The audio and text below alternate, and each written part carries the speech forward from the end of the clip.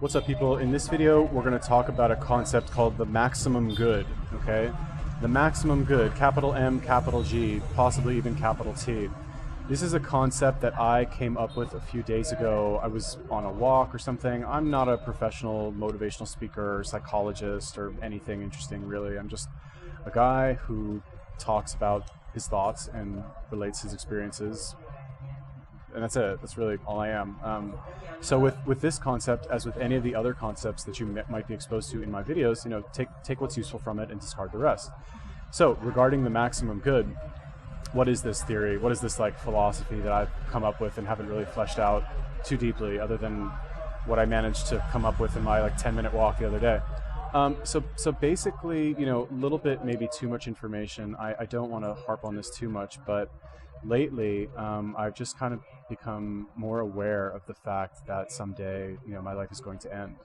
So again, very heavy topic, and this is something that I think about every single day, multiple times per day. And it's not pleasant, it's not fun, I don't like it. It's awful, really. It's awful when you're constantly exposed to the anxiety and fear that generates. However, one thing that it generates in addition to that is unparalleled productivity in whatever you believe that you should be doing that you're not doing, procrastinating on. In certain areas, like other areas, like I've been like blabbing about like practicing pickup for ages, still haven't done that. I'm thinking about it a lot more, agonizing over it about a lot more. But in terms of like these videos and live streaming, like it's something I do all day, every day. And basically what I came up with, this was my thought process, right? How did I come up with this maximum good? Basically what the maximum good says is that at any point in any given day, in any given situation, you should always look to, you should always think in your mind, take like a momentary gut check and think to yourself, what is the most amount of good that I can do in this situation?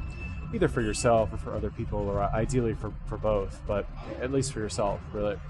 And the thought process that kind of led to this was number one, you know, what I said earlier, that my time sadly is limited, barring any sort of unforeseen, you know, medical advancements that will allow me to live. But even, you know, if you live 1,000 years, like eventually it's going to end, right? And if there's anything after this, like it's a bonus, really, because let's just leave it at that. It's a bonus, okay? So that's what I thought. It's kind of sad. And then my next thought, to kind of cheer myself up, is like, well, at least I have this time. You know, like even the odds. I've heard Gary Vee say this recently. I've heard a lot of other people say it as well. But like, even the odds that I would be alive, really, that any of us would be alive and conscious of the fact that we're alive, and not only alive and conscious of the fact that we're alive, but alive and born into these times that we live in, where we have a computer and technology, and I can record my voice and my image that will, you know, barring like the end of human civilization in the next 100 years, and like the end of electricity and the internet, probably also not going to happen, but who knows, could get hit by a meteor tomorrow, you never know. This will stay alive for hundreds, thousands, millions of years, I don't really know. It'll stay alive for a very long time. You know, my image, my voice, my thoughts, these concepts that I'm speaking will be out there forever, let's say, for forever in terms of the lifespan of the human race as a whole. And how lucky am I to live in times like this, where I can record this, right? If this was even 20 years ago, couldn't do this. I mean, maybe audio tapes and stuff like that, you could, arguably, but like today I can make a video, arguably like the most engaging form of media on the planet, and I can make several hours of video per day. I can make so much video that it would be virtually impossible for somebody to consume all of it in their lifetime. That's, to me, that's insane to comprehend, and I'm grateful for that. And I think that any truly productive person feels the same way.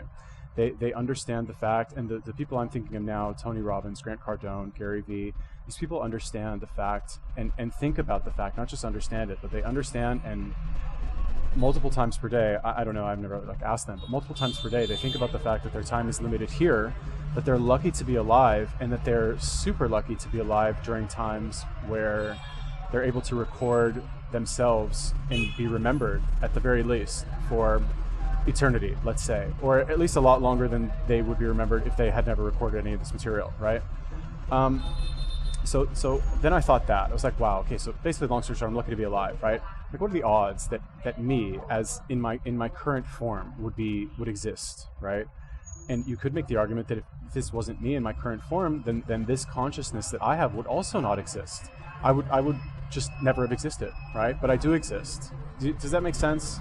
And it's the same with all of us. I would love to believe that this world is just my simulation. And someday I'll wake up from this simulation, and it'll be a simulation inside a simulation, and I'll get to do some other life or something. Maybe that's the case. Maybe. I don't think so, but maybe.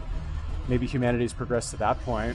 Possible, but probably not, right? Let's bet on not, right? Anyway, here's the point: is that like, if you know that someday the party's going to end, and you appreciate the fact that you're here, and you appreciate the time that you have here, it's literally like a gift. Could not be a more accurate description of our life, really.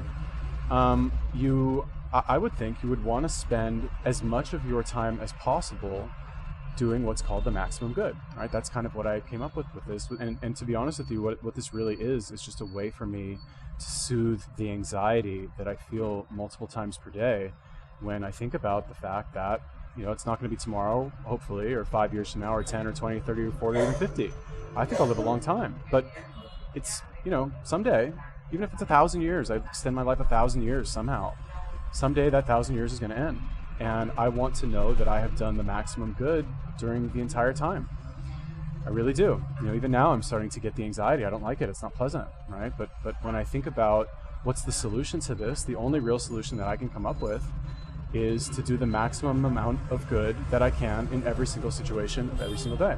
For me, currently, the way that I've defined that is to leave a legacy for myself, which is many videos about my life and who I am. People will know who I am. Maybe if I have kids, or my kids of my friends, or who knows what I'll do in my life. Maybe I'll write a book, or who knows? Like the future's up for grabs, really. Maybe I won't do anything. I'll just be some fucking random guy with a bunch of videos on YouTube, right? But at least I'll have that. At least people will know who I am. They'll know stories about my life. I'll be able to be exposed to these concepts that I've pulled from many different sources and distilled into my existence and personality. And I like that. It calms me down. I guess it soothes me to know that even though, fine, I won't be around, at least people will have access to me if they want. There's a famous hypnotist, one of the OG hypnotists, Milton Erickson, and he wrote a book called My Voice Will Go With You. And basically this entire book is accounts of his successful patients that he had, because hypnosis used to be a form of therapy. And he was extremely effective in his therapy. People would go to him for 1 or 2 sessions with a problem that they'd had for their entire life, and he would fix their problem, after 1 or 2 sessions.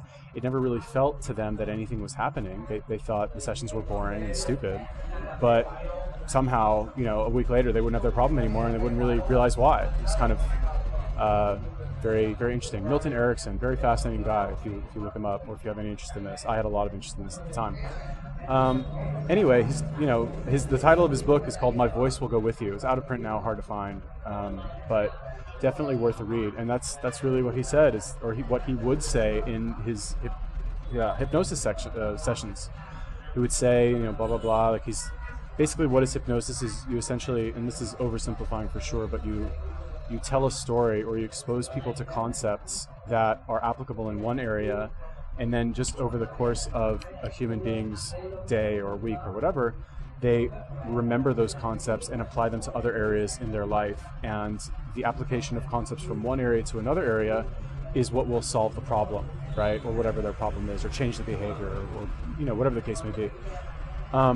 So his sentence of my voice will go with you, the concept of somebody, of my voice going with you, you might think about something that I say later in the day or later in the week. I get people messaging me on Instagram, and they'll say, I don't know why I thought of you the other day. Some random person I've exchanged maybe 3 or 4 messages with. I'll say, I don't know why I thought of you the other day, but I was doing this, this, and this, and I thought of something that you said, and it reminded me that blah, blah, blah. I don't get so many of these messages, but I get them maybe a couple times a week, maybe once a week. Okay, maybe once every 2 weeks. Okay, maybe I've gotten them once. I've only gotten one message like that. No, I'm kidding. It's happened many times, or at least more than once. I don't know. Whatever. It's not important. It's besides the point.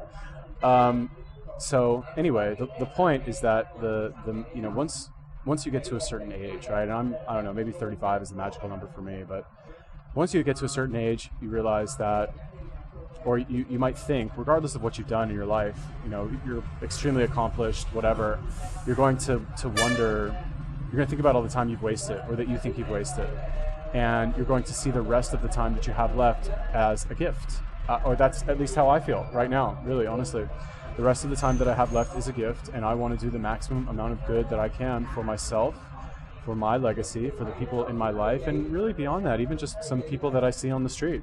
You know, if you've watched any of my live streams here in Vietnam, you'll know that I go to a certain lady for a banh mi every night, and I like to support her financially, even if it just means buying a couple sandwiches from her. You know, even if maybe whatever, you know, I could you know, beg for donations to go do a video about some buffet or something. But that would mean that, okay, fine, it would be better for me, I'd eat better food, make a more interesting video.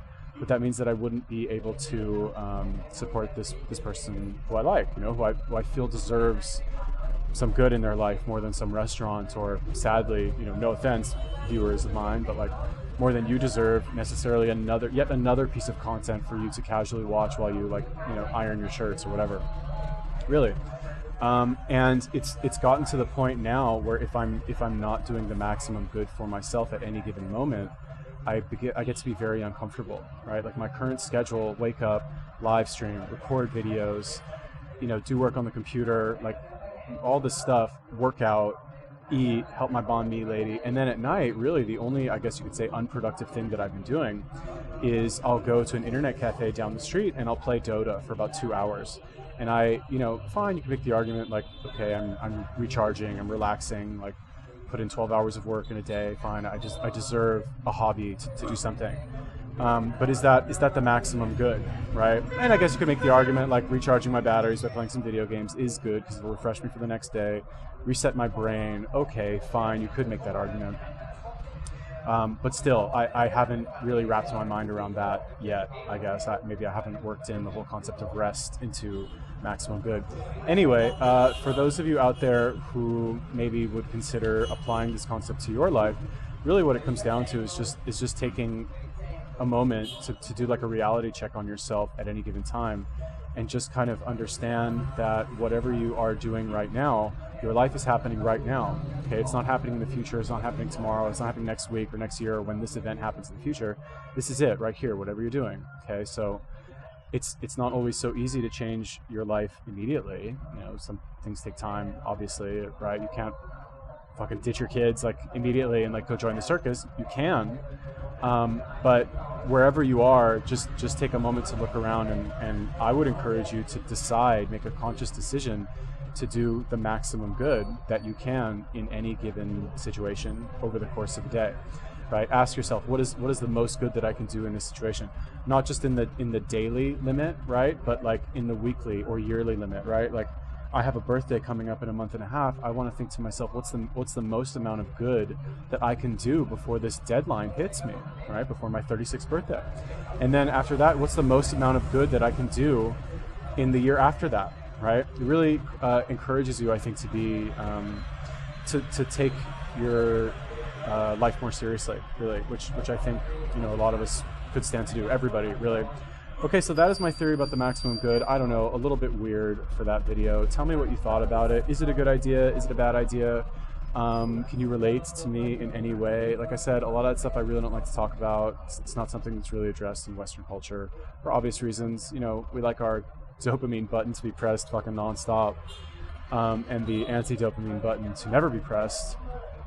But I think at the end of the day, you know, results are what matter. And if that anxiety and fear propels you to ultimately do good things and to feel better about how you live and have lived your life and spent your time, so I feel very happy about my, you know, the output that I have over a given day. I record many videos. I do hour-long, like hour, 2 hour, 3 hour live streams every single day, and I feel like satisfied when I do those things. I'm happy. I feel like I'm doing the maximum good. Of course, you always have to step it up. What's the maximum good that I'm doing now? It's just recording videos, doing live streams. But if I were to ask myself again, okay, what's the maximum good that I could be doing for those things? I'm always going to think, how can I improve this? How can I improve my videos? How can I improve my live streams, right? And those are just my examples. You might have different examples. Okay, so let me know what you think about that. What's your opinion on this maximum good nonsense? Am I stupid? Am I a genius? Am I brilliant? whatever. Let me know. Leave me a comment. Peace.